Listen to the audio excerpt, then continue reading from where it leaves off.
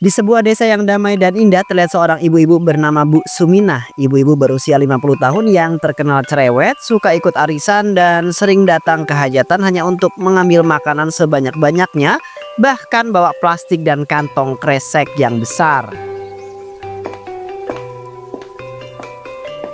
Aduh, ini sayur asemnya masih banyak banget ya. Sayang banget kalau dibuang. Orang zaman sekarang tuh, ya ampun, gak ngerti kalau makanan kayak gini tuh bisa dimakan buat besok. Cucuku aja suka banget sama sayur asem. Apalagi kalau ditambah sama sambal. Kalau dibuang malah mau bazir. Lagian sayur asem itu kan enak, kenapa harus dibuang? Paling besok kalau dimakan lagi tinggal hangatkan aja kan. Masih tetap enak kok. Biarin deh, orang mau ngomong apa, yang penting kan saya nggak suka buang-buang makanan, ya kan? Bu Suminah melanjutkan memindahkan makanan dari piring ke dalam tas dengan gesit, seolah tak ada yang melihatnya. Namun tiba-tiba Bu Tarsi, tetangganya muncul menghampiri Bu Suminah.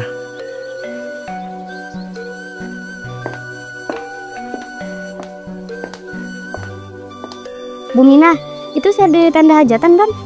Waduh, hati-hati loh Bu, nanti bisa ketahuan sama panitia. Kalau kita ambil banyak-banyak, bisa jadi malu kita sekampung. Coba pikirin dulu Bu, gimana nanti kalau orang lain ngeliat. Bu Tarsi, jangan terlalu khawatir deh. Orang hajatan itu kan niatnya sedekah.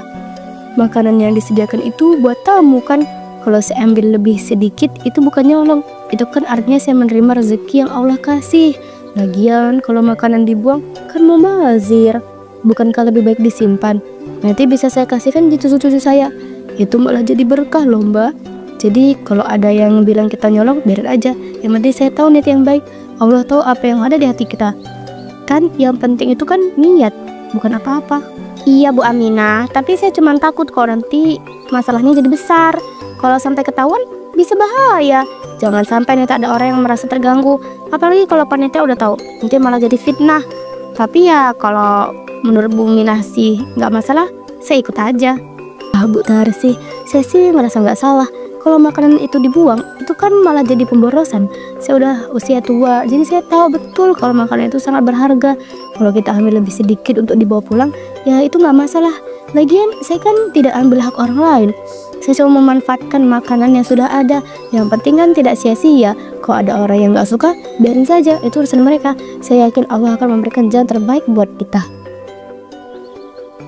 Bu Suminah kemudian berjalan dan duduk di tempat endut cucunya. Cepet habisin Dut, ini kesempatan kita makan enak loh. Kamu tau nggak, ayam goreng kayak gini di warung bisa 5.000 satu biji. Lihat nenek udah ambil 4 biji. Jadi kamu harus habisin semuanya ya. Nanti kalau udah kenyang, kita minta bungkus lagi, bisa dibawa pulang buat makan malam. Lagian nggak ada salahnya kan kalau kita bawa pulang sedikit untuk makan besok. Kamu kan seneng, nenek juga seneng. Semua bisa jadi berkah. Wah nenek, ayam goreng enak banget, kayak ayam di warung depan ya. Tapi kalau aku makan kayak gini bisa jadi kuat main bola sampai malam. Ya nggak Nek? Soalnya Ndut kan suka banget main bola sama teman-teman di gang depan. Hahaha, iya Ndut, iya. Kok bisa jadi kuat banget ya? Makan yang banyak biar besok bisa lari kencang dan main bola terus. Tapi ingat, jangan sampai kekenyangannya. Kalau sudah kenyang, langsung aja minta bungkus biar bisa makan lagi di rumah. Siapa tahu besok nggak ada hajatan. Jadi kita nggak bisa makan bekal dari sini. Malah jadi hemat loh. Lagian apa salahnya sedikit ambil lauk lebih. Toh makanan itu kan buat tamu kan. Jadi wajar aja kalau kita memanfaatkannya untuk keluarga. Oke Nek, siap. Kalau gitu Ndut makan banyak-banyak ya. Biar nanti kalau main bola Ndut bisa jago dan nggak kalah sama yang lain. Pokoknya nanti kalau main bola aku jadi paling cepat dan bisa bikin gol yang banyak nih. Nah kalau begitu kan enak Ndut. Gak perlu khawatir kalau nanti di rumah nggak ada lauk. Di sini kita bisa ambil sedikit lebih banyak supaya bisa makan lagi nanti malam. Jangan sampai kelaparan ya kan. Lagian kalau bisa dibawa pulang kenapa enggak? Yang penting gak mau bazir. Kalau orang lain gak ngerti ya nggak apa-apa. Yang penting kita tahu niat kita, ya kan? Endut melanjutkan makanan dengan semangat sementara Bu Suminah terus menyendok lauk yang ada di meja tanpa ragu-ragu. Wajahnya penuh sebuah kepuasan. Beberapa waktu kemudian, pihak panitia bersama Pak Kades yang mencium kejanggalan pun melihat rekaman CCTV. Lihat ini, kalian bisa lihat jelas di video ini bukan cuma sekali atau 2 kali. Ini sudah jadi kebiasaan. Kita punya bukti di CCTV-nya. Di hajatan kemarin, Bu Sumina dan ibu-ibu yang lain mengambil belasan nasi kotak. Semuanya dimasukkan ke dalam tas besar mereka. Lihat gerak-geriknya seperti maling yang curi-curi, bukan seperti orang yang sedang bertamu dalam hajatan. Saya rasa kita harus mengambil langkah tegas untuk menjaga harga diri kita. Astagfirullahaladzim Pak Kades, ini benar-benar bikin malu desa kita deh. Desa kita ini dikenal dengan kerukunan dan kebersamaan antar warga, selalu gotong royong. Tapi sekarang desa kita itu jadi bahan pembicaraan di luar hanya gara-gara masalah nasi kotak. Kalau sampai desa kita itu dicap jelek karena kelakuan seperti ini, kita semua juga yang rugi. Tidak bisa dibiarkan begitu saja.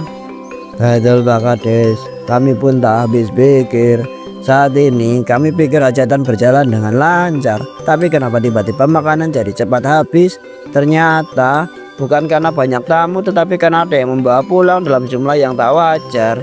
Mereka ambil begitu banyak, saya kecewa sekali. Kami ini panitia sudah mengatur semua dengan baik, malah begitu. Harusnya kita itu bisa bersyukur, bukan malah mengambil lebih dari yang seharusnya. Ini bukan hanya soal nasi kotak, ini soal prinsip kita sebagai masyarakat yang tidak tahu malu. Ini soal menjaga nama baik desa kita. Kita harus bertindak, jangan hanya diam. Saya akan panggil Bu Sumina dan ibu-ibu kita. Kita harus duduk bersama dan berbicara secara baik-baik. Atau kalau perlu, kita adakan musyawarah warga supaya mereka itu tahu tidak ada satupun yang lebih tinggi dari rasa saling menghormati dan menjaga keharmonisan. Kalau mereka masih keras kepala, kita harus beri pelajaran yang tegas. Viral, seorang ibu-ibu di desa Jatilarang terekam kamera CCTV membawa pulang belasan nasi kotak tanpa izin pemilik hajatan. Aksi ini menuai reaksi keras dari masyarakat karena dinilai mencoreng tradisi gotong royong yang selama ini dijaga. Astagfirullahaladzim, apa-apaan ini? Siapa yang menyebar video ini? Berani-beraninya mereka menyebar fitnah seperti ini.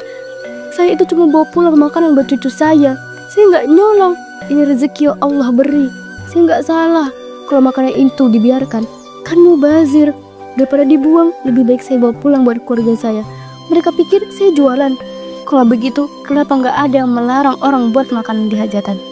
Bu, tolong tenang dulu. Saya tahu Bu yang nggak terima dengan keadaan ini. Tapi lihat sekarang, ini sudah tersebar di mana-mana. Bahkan nama kita disebut-sebut di kampung sebelah. Anak kita yang di kota tadi telepon. Dia bilang malu Bu. Semua orang tahu sekarang ini bukan hanya soal benar atau salah. Ini soal harga diri kita, harga diri keluarga kita Bu. Harga diri, itu yang kau pikirkan.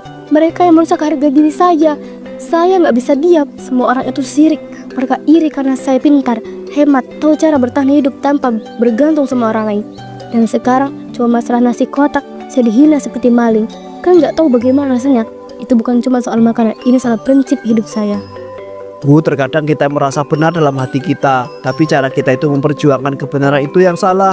Ya, niat kita itu memang baik, tapi kalau cara kita salah, akhirnya malah memalukan kita sendiri. Kita harus belajar untuk memberi contoh yang baik. Tapi kalau ibu bisa minta maaf, semuanya akan selesai dengan baik. Jangan sampai kita itu merusak nama baik kita dan keluarga. Kita sudah tua Bu, kita harus lebih bijaksana. Enggak, saya nggak akan minta maaf. Mereka itu yang harus minta maaf. Karena iri, karena saya lebih cerdas. Mereka nggak tahu apa-apa. Saya tidak akan dihina. Tidak ada yang bisa menyentuh harga diri saya. Saya sudah cukup sabar. Tapi sekarang saya tidak akan diam. Ini hanya masalah nasi kotak. Tapi mereka yang membuat ini besar. Semuanya harus segera dibayar.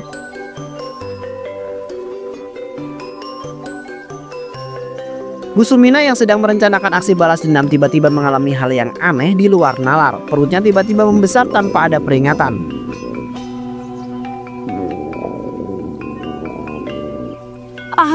Astagfirullah, perutku panas seperti terbakar dari dalam.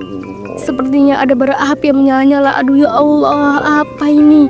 Apa yang terjadi denganku? Rasanya seperti ada yang merayap, menggeliat hidup di dalam perutku. Ini bukan sakit biasa. Apa yang harus aku lakukan ya Allah? Kenapa harus aku? Kenapa harus aku yang merasakan ini ya Allah? Aku tidak bisa menahan rasa sakit ini.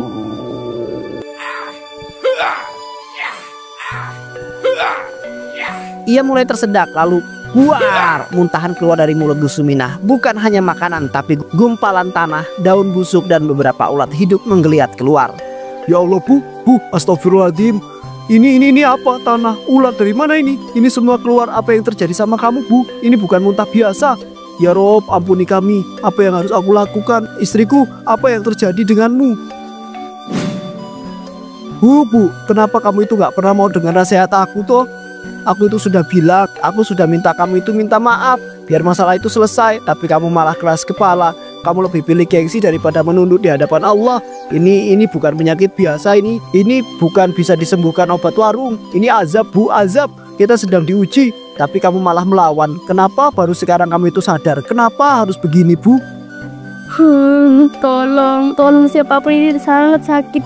Ini bukan sakit biasa. Ini bukan masuk angin. Ini bukan berarti dilubangi di dalam, ya Allah. Jangan hukum aku begini. Aku cuma bawa pulang makanan. Aku cuma ingin cucuku bisa makan kenyang. Kenapa harus begini, ya Allah? Kenapa? Apa yang harus aku lakukan, ya Allah, Pak? Aku tidak tahu lagi sebagai anak Tuhan. Kenapa aku tidak bisa berhenti merasakan sakit ini?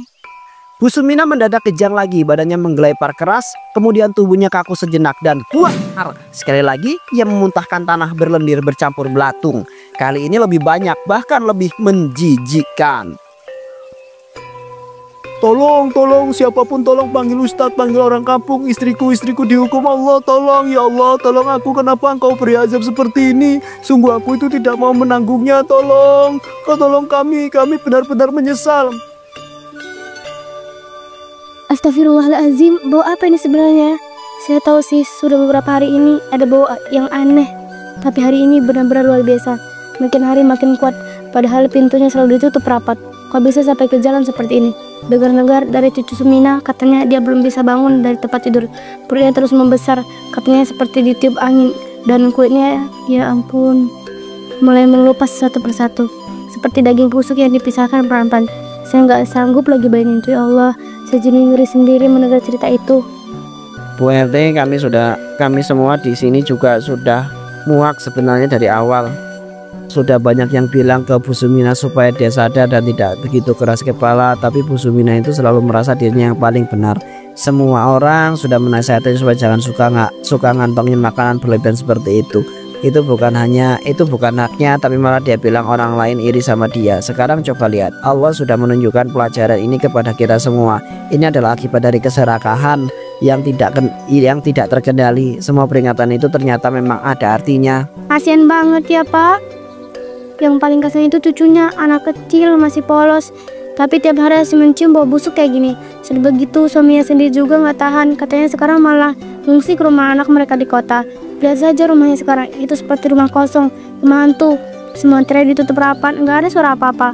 Tapi yang bikin merinding, kadang kalau malam dari dalam rumah itu terdengar jeritan seperti orang kesakitan atau suara orang muntah bercampur tangis. Bau itu terus masuk ke dalam rumah kita, bikin nggak nyaman. Warga lain sampai harus menutup pintu dan jendela rapat-rapat kalau lewat di sana. Ya Allah, ini bukan penyakit biasa. Aku tahu ini adalah balasan darimu, tapi kenapa sebegini? Kenapa aku yang merasakannya? Aku tidak pernah berniat untuk menyakiti siapapun.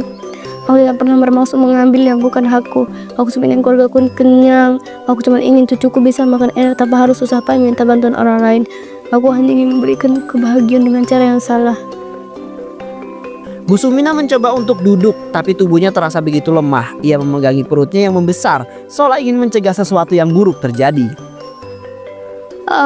Perutku, kenapa terasa seperti ada sesuatu yang bergerak di dalamnya. Rasanya seperti ada makhluk hidup yang bergerak-gerak di dalam tubuhku. Apa yang terjadi dengan tubuhku, ya Allah? Seperti ada ular atau belatung yang merayap, menghancurkan perutku dari dalam. Kenapa aku harus merasakan ini? Aku menyesal. Aku tidak tahu kalau perbuatanku yang sepele ini akan membuatmu menderita seperti ini, ya Allah.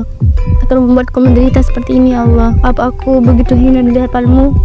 Apakah aku begitu hina di hadapanmu, ya Allah? Apakah aku memang pantas dihukum dengan cara yang sama menjijikan seperti ini? Tiba-tiba perutnya bergerak-gerak liar seperti ada sesuatu yang ingin keluar. Tubuhnya mulai bergetar hebat dan menjerit keras. Namun suara itu menjadi semakin parah, menandakan kekuatan tubuhnya semakin lemah. Aku nggak mau mati seperti ini. Aku ingin bertaubat. Aku ingin memperbaiki semua kesalahanku. Aku menyesal, sangat menyesal. Aku mohon, ya Allah, selamatkanlah aku dari penderitaan ini. Jangan biarkan aku berakhir seperti ini. Aku takut, ya Allah. Aku takut ini akan akhir dari segalanya. Tiba-tiba, perut Bu Sumina meledak, mengeluarkan cairan busuk bercampur ulat dan belatung. Dan Bu Sumina pun meninggal saat itu juga.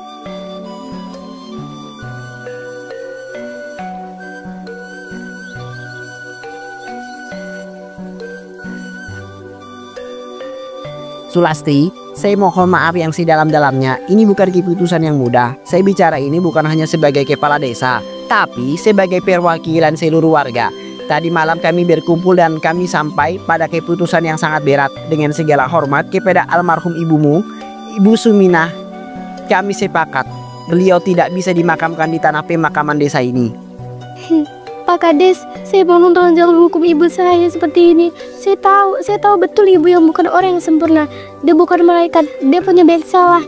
Mungkin dia selalu sering ikut campur urusan orang. Mungkin dia kadang mulutnya menyakitkan. Tapi Pak, dia tetap manusia. Dia tetap ibu saya. Dia mengandung saya, menyusui saya. Dia mengandung saya, menyusui saya. Apa kesalahannya?